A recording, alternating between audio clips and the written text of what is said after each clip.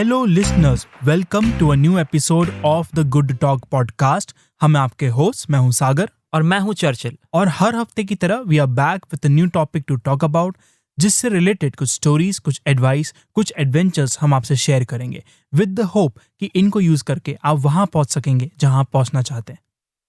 Before beginning today's episode we would again like to remind all our listeners कि अब हम WhatsApp पे भी अवेलेबल हैं। आप हमें व्हाट्सएप पे कांटेक्ट कर सकते हैं अपने कोई भी फीडबैक, सजेशंस, क्वेश्चंस के साथ एट 8889460888।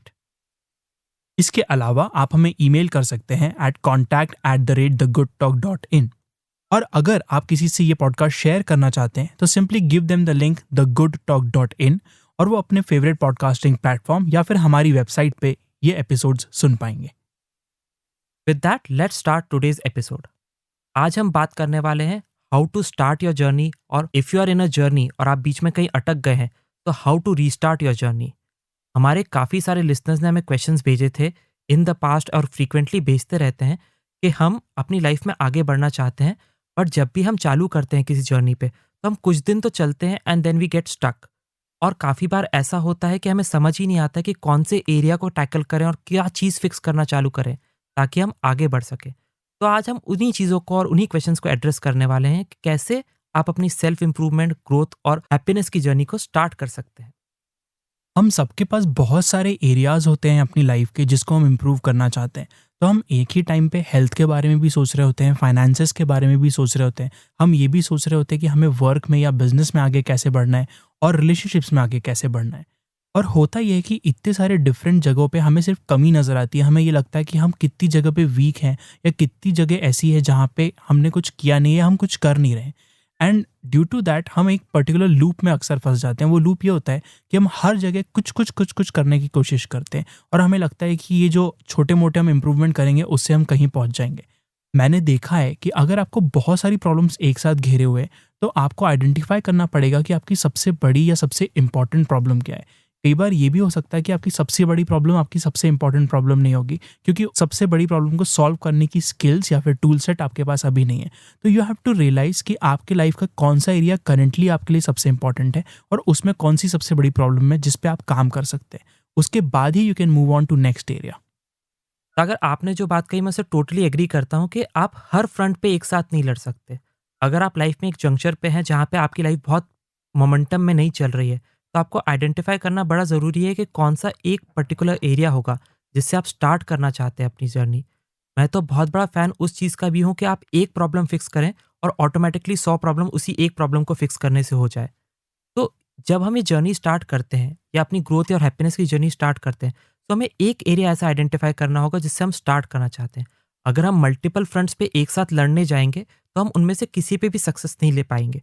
ऑल्सो होता ये है कि हम 4 चीज़ों को अगर एक साथ टैकल करने की कोशिश कर रहे हैं और उनमें से एक में हमारे को फेलियर मिल जाता है या एक में हम नहीं कर पाते हैं, तो उसका नेगेटिव इफ़ेक्ट बहुत जल्दी आता है बाकी 3 एरियाज़ पे। तो इट इज़ वेरी गुड कि अगर आप एक particular area, may be it's health, may be it's your career, may be आप अपने रिलेशनशिप्स या कोई और एक पर्टिकुलर एरिया लेके उससे स्टार्ट करें, एंड जैसे-जैसे मोमेंटम बिल्ड हो जाए, उस मोमेंटम को कैरी ऑन करके दूसरे एरियाज़ इंप्रूव करना चालू करें।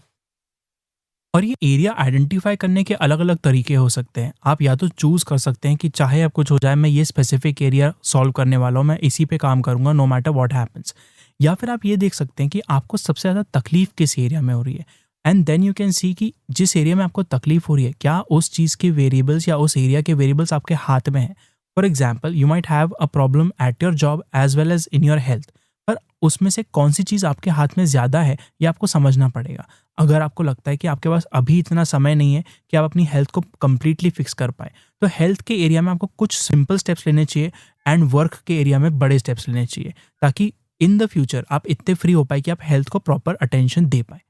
इसमें ये बात ध्यान रखना भी बड़ा ज़रूरी हो जाता है, मुझे लगता है कि हम किसी एरिया को नेगेट करने की बात नहीं कर रहे हैं, बट आपकी सक्सेस उस एक पर्टिकुलर एरिया से डिफाइन होगी जो आप चूज़ कर रहे हैं।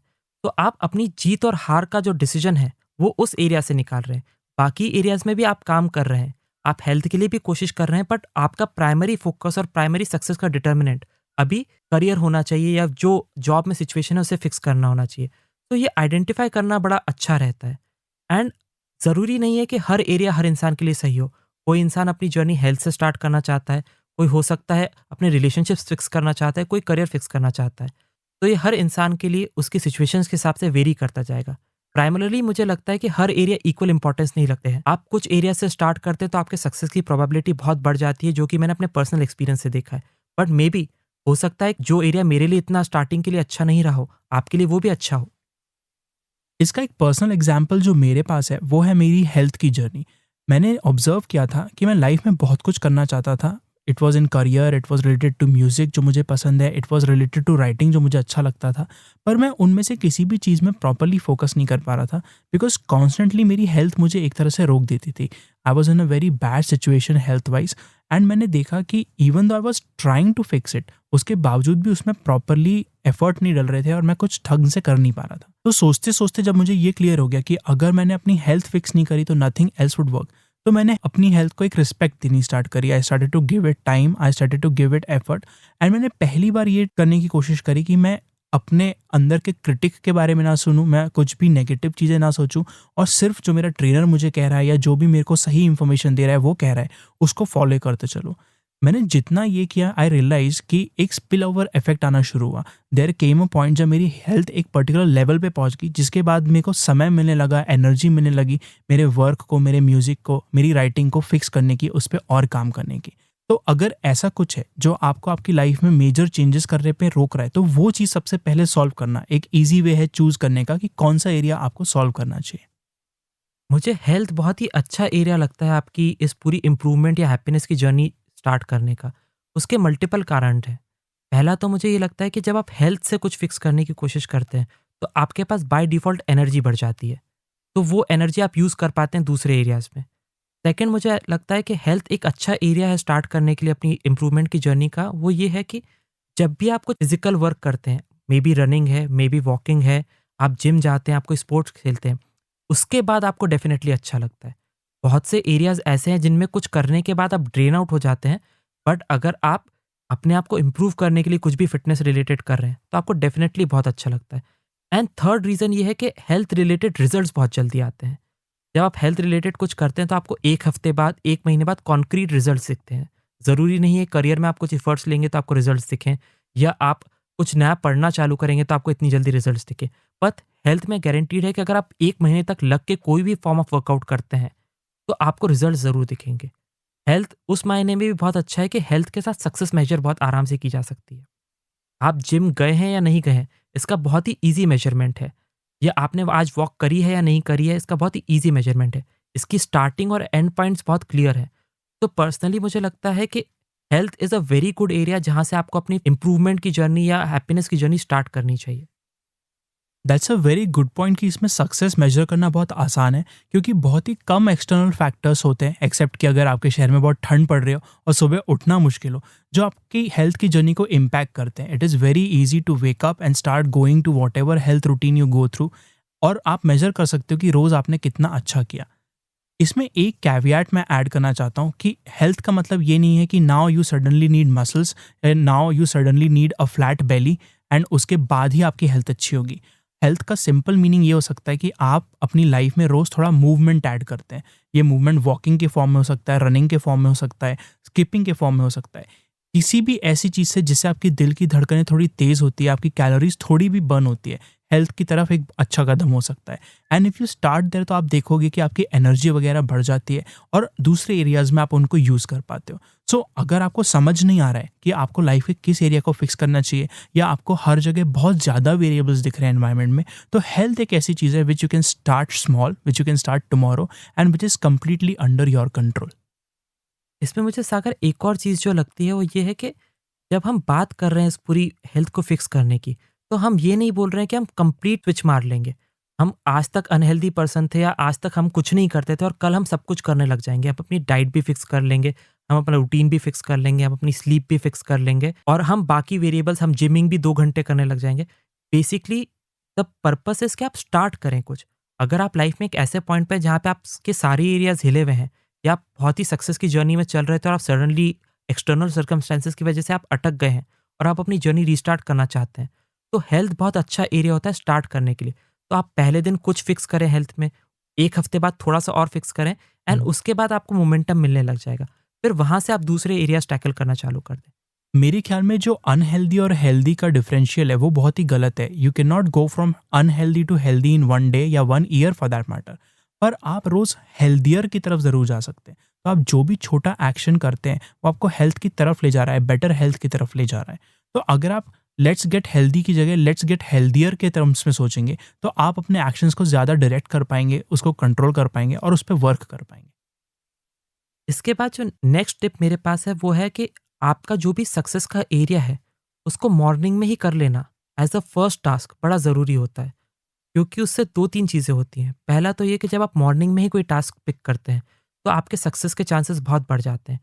जब आप दिन के बीच में कोई एक्टिविटी शेड्यूल करते हैं या इवनिंग में कुछ करने का सोचते हैं, तो चांसेस कि कुछ एक्सटर्नल सर्कमस्टेंसेस में हो जाएगा, आपका कोई और प्लान बन जाएगा, कुछ बहुत ज़रूरी काम आ जाएगा, बहुत कुछ हो सकता है।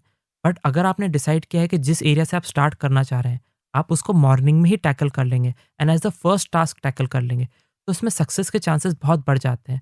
क्योंकि आप उठे हैं, आपके पास कोई एक्सटर्नल चीज़ें परेशान करने के लिए नहीं है, तो आप उसको आराम से टैकल कर सकते हैं और जैसे ही आपने कर लिया, तो आपके पास एक विन की फीलिंग आ जाएगी और वो विन की जो फीलिंग है, वो पूरे दिन में स्पिल हो जाती है। तो क्योंकि आपने दिन एक विन से स्टार्ट किया था, आपके बाकी एरियाज़ में अच्छा परफ़ॉर्म करने के चांसेस काफ़ी बढ़ जाते हैं। एंड इवन दो हम मॉर्निंग की बात कर रहे हैं, कोई ज़रूरी नहीं है कि ये चीज़ एक्सरसाइज ही हो या फिर मेडिटेशन ही हो। अगर आप इन दोनों जर्नीज़ पे चल रहे हैं तो ठीक है और उनको आपको सुबह करना चाहिए। पर अगर आपकी करंट सबसे इंपॉर्टेंट जर्नी आपकी करियर की ग्रोथ है, तो आप करियर ग्रोथ से रिलेटेड कोई स्टडीज़, कुछ रिसर्च मॉर्निंग में कर सकते हैं अपने काम के पहले। उससे ये होता है कि आप एकदम फ्रेश माइंड में होते हैं, आपका माइंड किसी भी और चीज़ से बर्डन नहीं होता और आप जो भी पढ़ते हैं वो आपको याद भी ज़्यादा रहता है और वो आपको ओवरऑल लाइफ में इम्पैक्ट भी ज़्यादा करता है। So morning does not mean exercise या फिर meditation only, it can be anything as long as आपको पता है कि आपका विन कहाँ से आएगा और वो विन करने के लिए आप वो सबसे पहले कर लें। अगर आपने जो बात कही उसमें मेरे पास 2 एडिशनल टिप्स हैं। पहली तो ये कि आपको अपने सक्सेस का पैरामीटर इनिशियली बहुत ही छोटा रखना पड़ेगा। अगर आपने कोई जर्नी स्टार्ट करी है और आप इस पूरे अरीना से फ़ेमिलियर नहीं हैं, तो जब आप इस सेल्फ इम्प्रूवमेंट की जर्नी पे आगे चलते हैं, तो मेक श्योर कि आपके जो सक्सेस के पैरामीटर हैं वो बहुत छोटे हैं, ताकि आपका कोई भी दिन फेलियर में ना लगे। आपको हमेशा ये लगे कि मैं सक्सेसफुली आगे बढ़ते जा रहा हूँ और वो सक्सेस का मोमेंटम आपको आगे बढ़ने में हेल्प करे। एंड दूसरी चीज़ ये होती है कि जब आप कुछ डिसाइड करते हैं, may be it's book reading, may be वो एक्सरसाइज है या कोई और काम, और आप करने जाते हैं, तो क्योंकि आपको उसको करने की आदत नहीं है, आपके मन में एक वॉइस आती है कि 5 मिनट बाद कर लेता हूँ। आप सोचते हैं कि 5 मिनट ये काम कर लूँ, उसके बाद बैठ जाऊँगा। आपको लगता है कि मैं 5 मिनट ये सामान उठा लूँ और उसके बाद ये काम कर लूँगा जो मुझे करने का सोचा है। मेक श्योर कि आप वो सब थॉट्स को ब्लॉक करें और अपने फ्लो के स्टेट में जाएँ। आप जिस टास्क को करने के लिए निकले हैं, आप सबसे पहले उसे टैकल करें। उसे करना स्टार्ट कर दें और वो खत्म हो जाए, उसके बाद बाकी चीज़ें टैकल करें। हम मोस्टली गलती ये करते हैं, हम सोचते हैं कि हम 5 मिनट कुछ और कर लें या 5 मिनट रिलैक्स कर लें और फिर उस काम पे जाएँ। और वो 5-5 मिनट ऐड होके कुछ ना कुछ सच में प्रेसिंग आ जाता है और फिर हमें वो अटेंड करना पड़ता है और जो हमने टाइम शेड्यूल किया था, उस विन को लेने का या वो टास्क कंप्लीट करने का, वो चला जाता है और फिर हम वो चीज़ कर नहीं पाते हैं। और जब ऐसा होता है तो 2 चीज़ें होती हैं। पहला तो ये कि हम एक्चुअली वो चीज़ कर नहीं पाए एंड दूसरा there is a guilt and shame कि हम वो कर नहीं सकते या हम तो किसी लायक नहीं है। और वो चीज़ें उस वक़्त तो बहुत छोटी-सी लगती हैं, बट दे ऐड ऑन। आपने अगर कोई छोटा-सा विन का पैरामीटर लगाया था और आप वो भी पूरा नहीं करेंगे, तो आप अपनी नज़रों में बहुत नीचे हो जाते हैं एंड इस वज़ह से आपके अंदर ट्राई करने की फीलिंग जो होती है वो और कम हो जाती है। तो मेक श्योर कि जो आपने डिसाइड किया है, उसको सारे डिस्ट्रैक्शंस छोड़ के और सारे बहाने छोड़ के सबसे पहले एड्रेस करें। और आप देखेंगे जैसे ही आप उस इवेंट पे पहुँचते हैं, मेबी आपने जिम में एंटर किया है या आपने बुक पिक करके 2 पन्ने पढ़ लिए, आप फ्लो के स्टेट में आ जाते हैं क्योंकि आप एनर्जी से भरे हुए हैं और आपने सबसे पहला टास्क उसी को पिक किया था एंड उसके बाद वो करना काफ़ी आसान हो जाता है। और जिस तरह ये छोटी-छोटी विन्स नहीं कर पाना ऐड ऑन होता है, वैसे ये विन्स एक्चुअली कर पाना भी ऐड ऑन होता है। तो जैसे-जैसे आप एवरीडे विन ऐड करते जाएँगे, तो इनका बहुत ही बड़ा स्पिल ओवर इफ़ेक्ट आने लगेगा आपकी पूरी लाइफ़ में। तो नॉट ओनली जो आप करने गए थे वो आपको अच्छा लगेगा और ईज़ी लगने लगेगा, आप उसी चीज़ को, उसी मॉडल को यूज़ करके दूसरी चीज़ें भी कर पाएँगे। इसके साथ ही मुझे लगता है कि विज़िबल फेलियर्स को हटाना भी बड़ा ज़रूरी होता है। अगर आप फ़िटनेस की जर्नी पे आगे बढ़ने वाले हैं और आपने सोचा है कि मैं फर्स्ट टास्क जो कल सुबह करने वाला हूँ, वो जिम जाऊँगा या मैं रनिंग पे जाऊँगा, और आप सुबह उठेंगे और आपके रूम में चिप्स के खुले हुए पैकेट और चॉकलेट्स के रैपर्स पड़े हुए हैं, तो कहीं न कहीं आप ऑलरेडी फेलियर देख रहे हैं और जैसे ही आप फेलियर देखते हैं तो आपको लगता है कि मैं वो हूँ नहीं, मैं जो बनने की कोशिश कर रहा हूँ। तो अपने आस-पास से जो भी फेलियर की चीज़ें होती हैं, उनको रात में सोने से पहले हटा लें। बड़ा ज़रूरी हो जाता है कि हम ऐसा कोई भी सिम्पटम जो हमें फेलियर दिखाता है, उसको हटाएँ ताकि हम आगे बढ़ पाएँ। इनिशियली जब भी हम कोई जर्नी स्टार्ट करते हैं, तो हम ऑलमोस्ट फेलियर के एरिया से ही आ रहे हैं। पर ज़रूरी नहीं है जब हम एक्शन लेने जा रहे हैं तो हम ये देखते हुए जाएँ कि हम फेल हो जाएँगे। जब भी कोई रेसलर लड़ने जाता है, तो वो पहले पास्ट में हो सकता है काफ़ी फाइट्स हार के आया हो, बट जब वो लड़ने रिंग में जा रहा होता है, तो वो सिर्फ़ विन इमेजिन करके जाता है। वो ये नहीं सोचता कि ओके, लास्ट टाइम तो इसने मुझे बहुत बुरी तरह से पीटा था, तो इस बार भी ऐसा ही होगा। वो सोचता है कि आज मैं जाके इससे धूल चटा दूँगा। तो आपको भी वो विनिंग स्पिरिट के साथ ही जाना है और उसके लिए बड़ा ज़रूरी है कि आप अपने सामने कोई भी विज़िबल फेलियर्स अगर हों, तो उन्हें रात में ही हटा दें ताकि जब आप सुबह उठें, तो आप एनर्जी से भरे हुए हों और आपके पास एक्ट करने की पॉसिबिलिटी बहुत ज़्यादा हो। जैसे हेल्थ एक बहुत ही कॉमन एरिया है जो हम सब फिक्स करना चाहते हैं। अनदर कॉमन एरिया जो हम पिक करने की कोशिश करते हैं बट जनरली पिक नहीं कर पाते हैं इज़ मेडिटेशन या स्पिरिचुअलिटी। तो हम कोशिश करते हैं कि हम अपनी डेली रूटीन में किसी तरह से मेडिटेशन ऐड कर लें, किसी तरह से ब्रीदिंग एक्सरसाइज ऐड कर लें, पर कर नहीं पाते हैं। वी डू रियलाइज़ कि हमें ये चीज़ फिक्स करनी है, पर हम उस पे बहुत काम नहीं कर पाते। तो इसके बारे में थोड़ी-सी बात करते हैं। आई थिंक सागर, अगर कोई इंसान सेल्फ इंट्रोस्पेक्शन की या स्पिरिचुअलिटी की जर्नी स्टार्ट कर रहा है, तो ये बड़ी गलत जगह है स्टार्ट करने की आपकी ओवरऑल इम्प्रूवमेंट की जर्नी को। क्योंकि इन इफ़ेक्ट ये चीज़ें करना बड़ा डिफ़िकल्ट है। इनके रिज़ल्ट्स आने में बहुत लंबा टाइम लेते हैं और अगर कोई इंसान अपनी सेल्फ इम्प्रूवमेंट की जर्नी स्टार्ट ही कर रहा है, तो ये चीज़ें कैरी ऑन करने में बड़ी डिफ़िकल्ट होती हैं। Meditation, breathing exercises, journaling, they all sound very good और इनके फ़ायदे बहुत सारे होते हैं। बट जब तक आपने अपनी बेसिक नीड्स के सेट्स, हेल्थ, करियर, रिलेशनशिप्स ये सब फिक्स नहीं किए हैं, तब तक आप स्पिरिचुअलिटी की जर्नी पे चल नहीं सकते। आप सोचिए कितना भी कि मैं उठ के रोज़ सुबह मेडिटेशन कर लूँगा, बट अनलेस आपकी हेल्थ फिक्स्ड नहीं है, अनलेस आपके रिलेशनशिप्स और करियर फिक्स्ड नहीं है, आप वो कर नहीं पाएँगे। तो अगर आप कोई इंसान सेल्फ इम्प्रूवमेंट की जर्नी स्टार्ट कर रहा है, तो मेरी सोच में या मेरी पर्सनल एक्सपीरियंसेस के थ्रू आपको बाकी एरियाज़ से स्टार्ट करना चाहिए और जैसे ही आप उन एरियाज़ में 2-3 महीने आगे निकल जाएँ, तब आप फिर स्पिरिचुअलिटी की ओर मूव कर सकते हैं। क्योंकि now you have something substantial जो आपकी बेसिक नीड्स को पूरा कर रहा है एंड वहाँ से आपके पास बिलीफ है, विन की फीलिंग है जो आप यूज़ कर सकते हैं इन डिफिकल्ट एरियाज़ को टैकल करने के लिए। आई थिंक ये इसलिए भी होता है क्योंकि हम सब अपने माइंड के अंदर एक पर्टिकुलर फॉग लेके चलते हैं, यानी कि एक धुंध रहती है जो कॉन्स्टेंटली हमारे माइंड में रहती है। जब भी आप मेडिटेट करने बैठोगे, अगर आपका माइंड शांत नहीं है, तो यू विल रियलाइज कि हमेशा आपके माइंड में अलग अलग चिंताएं ही चलती हैं। और कोई कितना भी कह ले कि आपको इन चिंताओं के परे निकलना है और मेडिटेट करते रहना है, अल्टीमेटली इट इज़ ट्रू कि मॉडर्न लाइफ में चिंताएं आपके पास हमेशा रहती ही हैं। तो अगर उस डायरेक्शन में आपने थोड़ा भी काम नहीं किया है, तो all your meditations will leave you with the same result कि आपको यही लगेगा कि अब आपको उन चीज़ों पे काम करना है। तो अगर उन चीज़ों पे काम करके आप फिर इस जर्नी पे आएँगे, तो आपके लिए थोड़ी ज़्यादा आसानी होगी और आप ज़्यादा क्लियरली देख पाएँगे। हो सकता है कि तब भी फॉग बहुत हो और आपको फिर भी आपका विज़न फॉगी दिखे, पर जितना फॉग आप खुद कम कर सकते हैं पहले, वो उतना बेटर है। एक और रीज़न मुझे लगता है कि ये स्पिरिचुअलिटी की जर्नी को थोड़ा लेटर पार्ट पे स्टार्ट करना चाहिए, वो ये है कि इनसे रिजल्ट्स बहुत लेट आते हैं। आप मेडिटेशन आज करेंगे, तो आपके पास कोई विज़िबल रिज़ल्ट नहीं है। अनलाइक अगर आपने 1 महीने तक रेगुलरली कोई चीज़ पढ़ी है, तो आप काफ़ी आगे निकल चुके होंगे। या अगर आपने रोज़ 1 महीने तक रेगुलरली जिम गए होंगे, तो आप काफ़ी अपनी हेल्थ में इम्प्रूव कर चुके होंगे। बट अगर आप 1 महीने तक मेडिटेशन कर रहे हैं 10 मिनट के लिए, तो ज़रूरी नहीं है कि आपको कोई विज़िबल रिज़ल्ट्स दिखना चालू होंगे। आपका माइंड थोड़ा-सा पीसफुल होगा, बट 1 महीना is a very short period to work on any spiritual part. Maybe it's journaling, maybe it's breathing exercise या maybe it's any form of meditation. 1 महीना बहुत कम टाइम होता है इनसे proper results लेने के लिए। तो क्योंकि इनके रिजल्ट्स बहुत डिलेड आते हैं, तो आपके अंदर वो ग्रोथ की फीलिंग आ नहीं पाती जो आप लेना चाह रहे हैं। तो डेफ़िनेटली इन इफ़ेक्ट ये सभी चीज़ें बहुत अच्छी हैं और आपको अपनी लाइफ़ में ज़रूर इनकलकेट करनी चाहिए। बट अगर आप स्टार्ट इन चीज़ों से करेंगे, तो आपका कैरी ऑन करने के चांसेस काफ़ी कम हो जाते हैं। हमारा यहाँ पे टोटल एम ये है कि किन चीज़ों से स्टार्ट किया जाए ताकि आप अपनी जर्नी में बहुत आगे बढ़ पाएँ। अगर आप लास्टिंग चेंज चाहते हैं तो आपको ऐसी चीज़ें पिक करनी पड़ेंगी जिन पे चलना बहुत आसान है, जिनकी प्रोबेबिलिटी कि आप चलते रहेंगे काफ़ी ज़्यादा है। And this comes down to strength and weaknesses. हम सबके कुछ एरियाज बहुत स्ट्रांग होते हैं या हम उसमें कुछ करने के ज़्यादा सक्षम होते हैं। तो उन एरियाज पे पहले काम करना, उन एरियाज को ज़्यादा स्ट्रांग और सॉर्टेड आउट करना ज़्यादा अच्छा रहता है। हम में से बहुत ऐसे लोग हैं जो वर्क में बहुत अच्छे हैं और उसको वो ऑप्टिमाइज़ करके और अच्छे हो सकते हैं। So if that is you, अगर आपको पता है कि आपकी स्किल सेट बहुत अच्छी है, मार्केट में उसकी बहुत वैल्यू है, तो उसको इम्प्रूव करके, उसको बेटर सेल करके आप अपना वर्क, अपना करियर पहले सेट कर सकते हैं। दैट वे जब आप करियर सेट कर चुके होंगे तो आपको समय मिलेगा अपनी हेल्थ, अपनी स्पिरिचुअलिटी और दूसरी चीज़ों पे काम करने में। ऑफ कोर्स यहाँ हम कहीं भी नहीं कह रहे कि आप अपने लाइफ में बैलेंस ना रखें। जस्ट बिकॉज़ आप वर्क में अच्छे हैं, इसका मतलब ये नहीं है कि आपको कंप्लीटली वर्क में घुस जाना है और अपनी पूरी लाइफ को इग्नोर कर देना है। क्योंकि इससे आपकी हेल्थ भी अफेक्ट होगी, आपकी रिलेशनशिप्स भी अफेक्ट होंगी एंड आपकी जनरल वेल-बीइंग भी अफेक्ट होगी। एंड ऐसा नहीं है कि उन पे आपको काम करने को नहीं मिलेगा बाद में, पर जब आप काम स्टार्ट करेंगे, तो आप बहुत नीचे से काम स्टार्ट करेंगे, आपका ज़ीरो वाला लेवल बहुत नीचे होगा।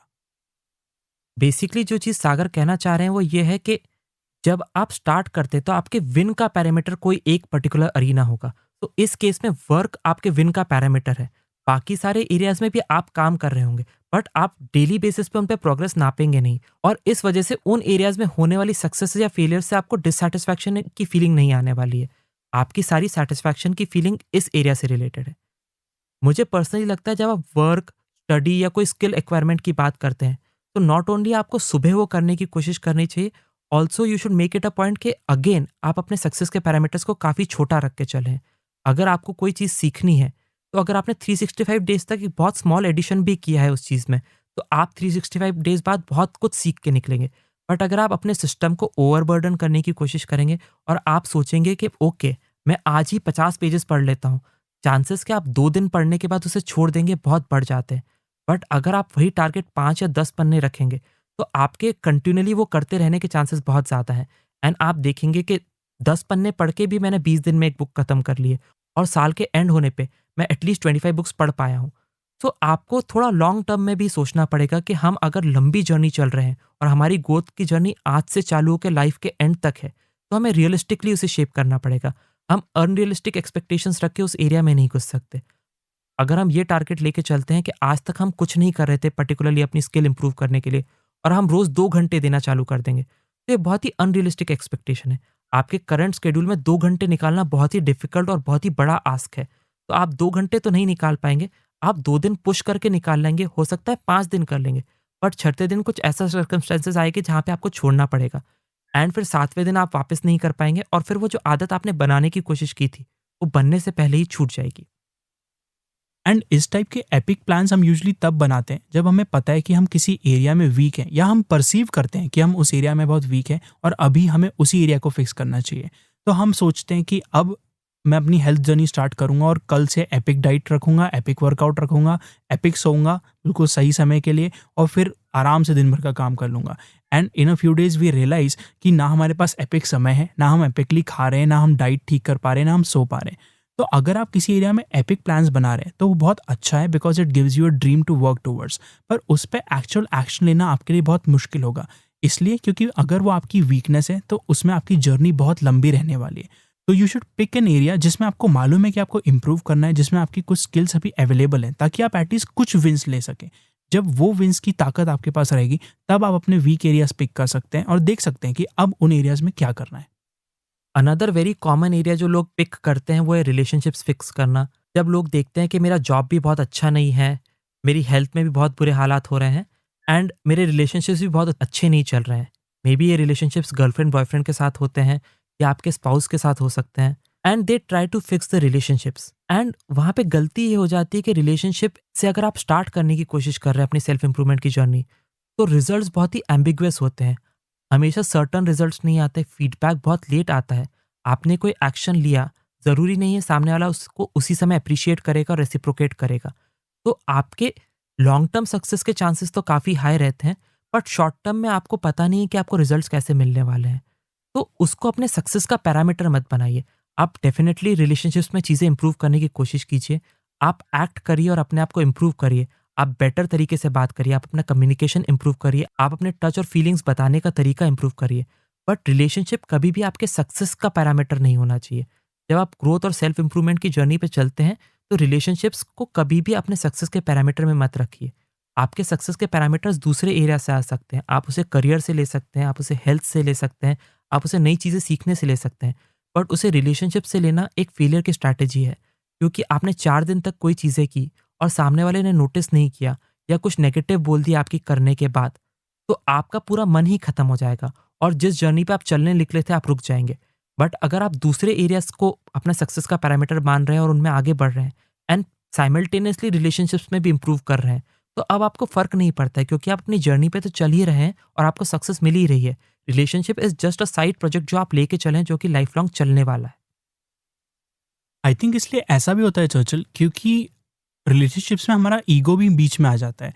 हम कुछ करते हैं तो हमें लगता है कि हमें उसका सिर्फ पॉजिटिव रिप्लाई मिलना चाहिए या पॉजिटिव रिजल्ट्स ही मिलने चाहिए, और जब वैसा नहीं होता है तो वो हमारे ईगो पे लग जाता है और हमें लगता है हम इतना करते हैं बट हमें कुछ मिलता नहीं है। जबकि एक्चुअली ये हो रहा है कि any relationship is not just your journey, it is a journey of two people. तो सामने वाला भी एक पर्टिकुलर जर्नी पे चल रहा होगा और आप भी एक जर्नी पे चल रहे होंगे।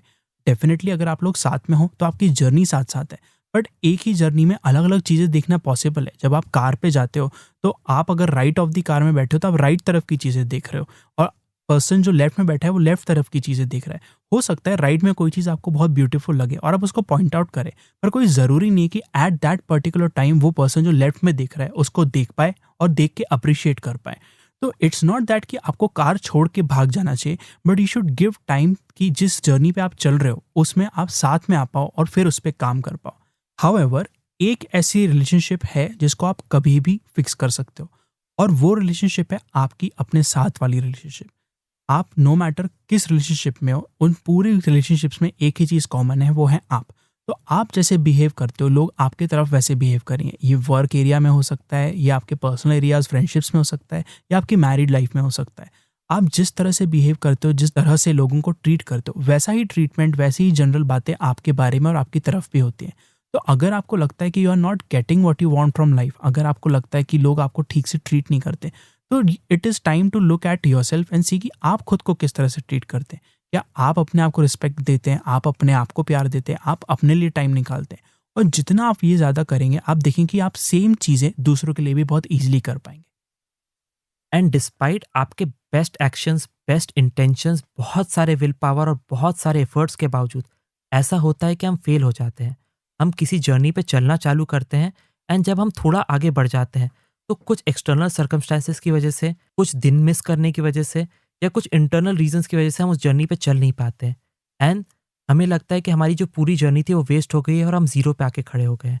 ये हम सभी के साथ होता है जब हम न्यू ईयर रेज़ोल्यूशंस बनाते हैं।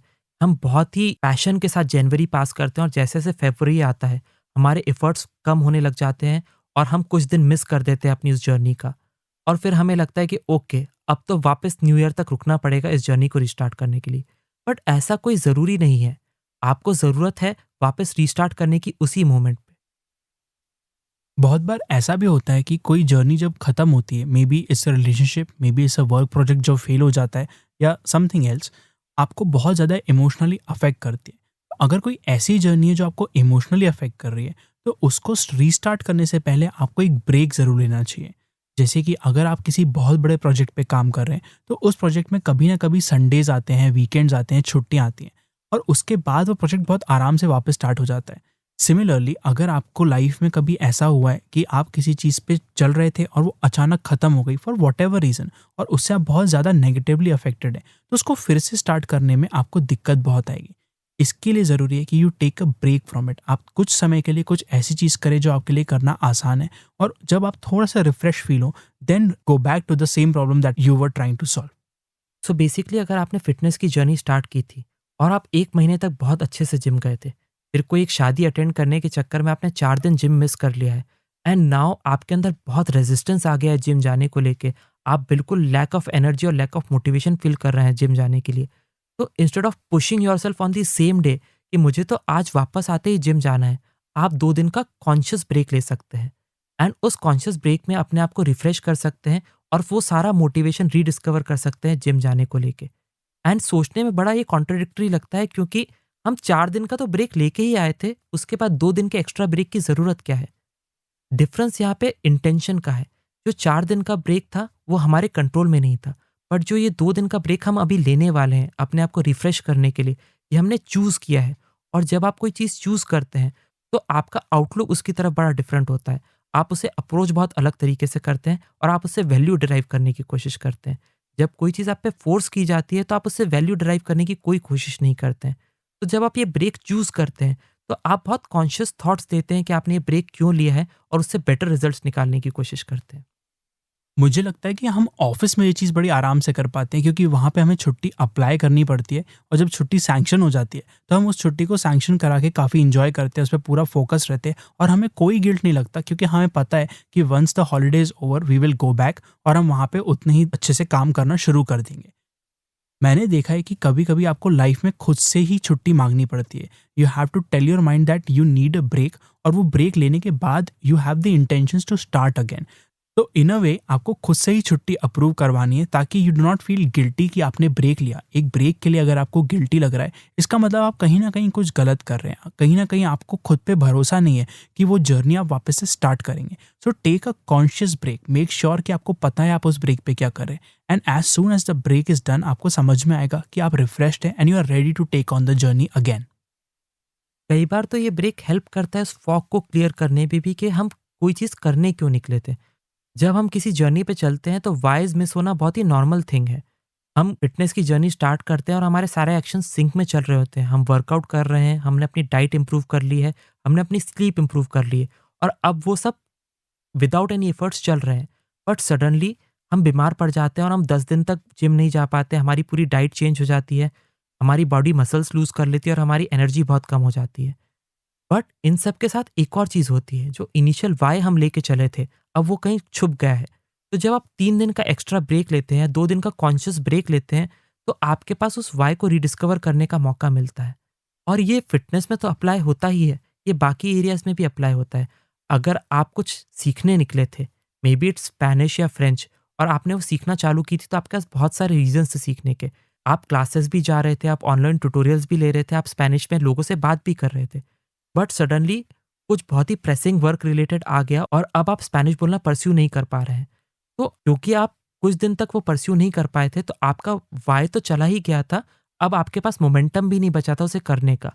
तो जो आप ये कॉन्शियस ब्रेक यहाँ पे 2 दिन का लेंगे, वहाँ पे आप वापस वो व्हाय रिडिस्कवर कर पाएँगे कि मैं ये करने क्यों निकला था। आपके पास कुछ नए रीज़न्स भी होंगे और कुछ पुराने रीज़न्स भी होंगे और उनको साथ में लेके अब आप इस ब्रेक का पूरा फ़ायदा उठा के आगे बढ़ सकते हैं। और अगर आप कुछ कर रहे हैं जिसमें आप बार-बार फेल हो रहे हैं, तो then it is definitely time कि आप देखें कि आप जो कर रहे हैं वो सही है और आप वो क्यों कर रहे हैं। ये 2 रीज़न से हो सकता है। या तो अगर आपने अपने व्हाय क्लियर नहीं करे, तो आप किसी चीज़ में फेल होते रहेंगे। If you do not know why you are doing clearly, तो आपको पता नहीं रहेगा कि आप वो क्यों कर रहे हैं एंड एफर्ट्स तो आप डालेंगे, पर वो मोमेंट को आप कैरी ऑन नहीं कर पाएँगे। अनदर रीज़न हो सकता है कि आपका व्हाय अब चेंज हो चुका है। जब हम किसी जर्नी पे काफ़ी लंबे टाइम तक चलते हैं, तो उसके कुछ बेसिक चीज़ें होती हैं जो हमें बन जाती है, जो हमारे लिए बहुत ईज़ी या नेचुरल हो जाती हैं।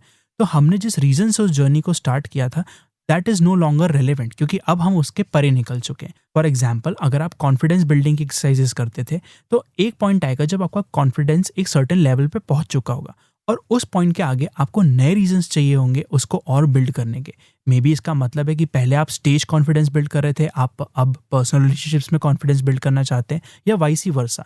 इट डज़ नॉट मैटर कि आपकी करंट जर्नी कहाँ तक आपको लेके आई है, पर आपको पता होना चाहिए कि इस पॉइंट से आगे जब आप जाओगे तो वो आप क्यों जा रहे हो एंड इसीलिए थोड़ा ब्रेक लेके अपने वॉइस को एनालाइज़ करना, देखना कि आप जर्नी में कितने आगे पहुँच चुके हैं, बहुत ज़रूरी होता है।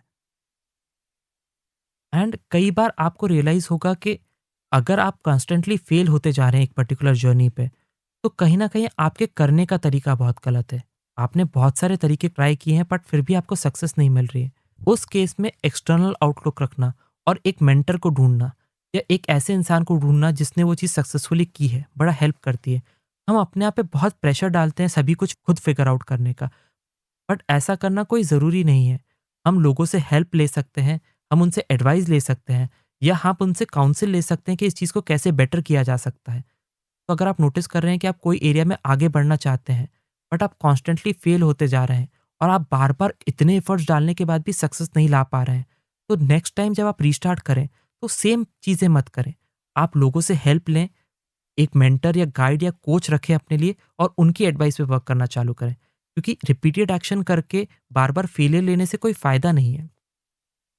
एंड ऑप्टिमाइजेशन और लेवरेज तो आपको किसी भी जर्नी में लेना ही चाहिए। अगर आपने कोई जर्नी जी है और उसमें से कुछ लेसन्स लिए हैं तो डेफिनेटली उनको आगे यूज़ करके आपको बेटर परफॉर्म करना चाहिए। If you are not doing it better than you are doing it wrong.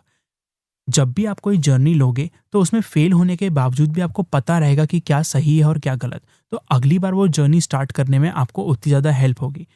Besides that, अगर आपकी लाइफ चेंज हो रही है, अगर आपकी लाइफ में नए सिचुएशंस आ रहे हैं तो कोई भी जर्नी उससे अफेक्ट ज़रूर होगी। जैसे अगर suddenly you become a parent तो आपकी स्लीप साइकिल, आपकी हेल्थ साइकिल, आपकी ईटिंग साइकिल उस बेबी के आसपास घूमेगी and for a while you will try to adjust to it.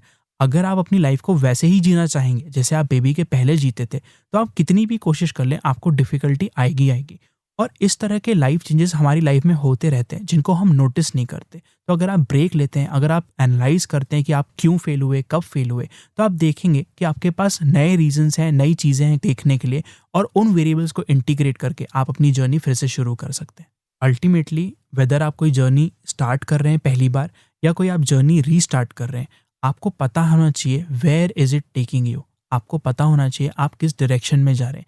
क्या ये जर्नी आपके लाइफ की गोल से, लाइफ के वैल्यूज से, लाइफ की ड्रीम से अलाइन करती है या नहीं करती है? क्योंकि आप जितना अलाइनमेंट में चलेंगे आप उतना आराम से उस जर्नी पे चल पाएंगे। अगर आप किसी जर्नी में बहुत बार फेल हो रहे हैं तो आप देख सकते हैं कि वो जर्नी आपको वहाँ लेके जा रही है जहाँ पे आप जाना चाहते हैं, या सिर्फ आप उस डायरेक्शन में एफर्ट डालते जा रहे हैं और अपने एफर्ट्स वेस्ट कर रहे हैं। अगर आपको लगता है कि आप अपने डायरेक्शन में सही जा रहे हैं and this is the journey that will take you there, तो कोई दिक्कत नहीं है। You will be able to find the right motivation, find the right why, जिसके वजह से आप उस जर्नी पे चलते रहेंगे। आई होप हमारी टिप्स आपको हेल्प करेगी अपनी लाइफ की सेल्फ इम्प्रूवमेंट की और हैप्पीनेस की जर्नी को स्टार्ट करने में। अगर आपने ऑलरेडी कोई जर्नी स्टार्ट की थी और आप उसमें स्टक हो गए हैं, तो वी अगेन होप कि हमारी टिप्स के कारण आप अपनी उस जर्नी को वापस रिज्यूम कर पाएँ और लाइफ में वहाँ पहुँच पाएँ जहाँ आप पहुँचना चाहते हैं। And don't forget, every journey ends so that another journey can begin. With that beautiful quote, हम अपने सभी लिसनर्स को अर्ज करेंगे कि वो जिस भी पॉडकास्टिंग प्लेटफॉर्म पे हमें सुनते हैं वहाँ पे हमें रेट और रिव्यू करें। आपके रेटिंग्स और रिव्यू हमें मोटिवेट तो करते ही हैं बेटर कंटेंट बनाने के लिए, वो नए लिसनर्स को हमारा पॉडकास्ट सर्च करने में भी हेल्प करते हैं। तो मेक श्योर कि आप हमें रेट करें और रिव्यू करें। और अगर आप हमसे कांटेक्ट करना चाहते हैं, हमें अपना फीडबैक या सजेशंस देना चाहते हैं, या कोई ऐसा टॉपिक शेयर करना चाहते हैं जिस पे हम इस पॉडकास्ट पे बात करें, तो आप हमें व्हाट्सएप पे कांटेक्ट कर सकते हैं ऑन 8889460888। ये पॉडकास्ट किसी से भी शेयर करने के लिए just give them the link thegoodtalk.in, और वो अपने फेवरेट पॉडकास्टिंग प्लेटफॉर्म या हमारी वेबसाइट पे इस पॉडकास्ट को सुन सकते हैं। और जब आप उनसे ये लिंक शेयर करें, मेक श्योर कि आप उन्हें अपना फेवरेट एपिसोड ज़रूर बताएं ताकि उन्हें हमारा पॉडकास्ट स्टार्ट करने में हेल्प मिले। With that we come to an end of this episode of the good talk podcast. मैं आपके होस्ट, मैं हूँ सागर, और मैं हूँ Churchill. Saying bye bye. Bye bye.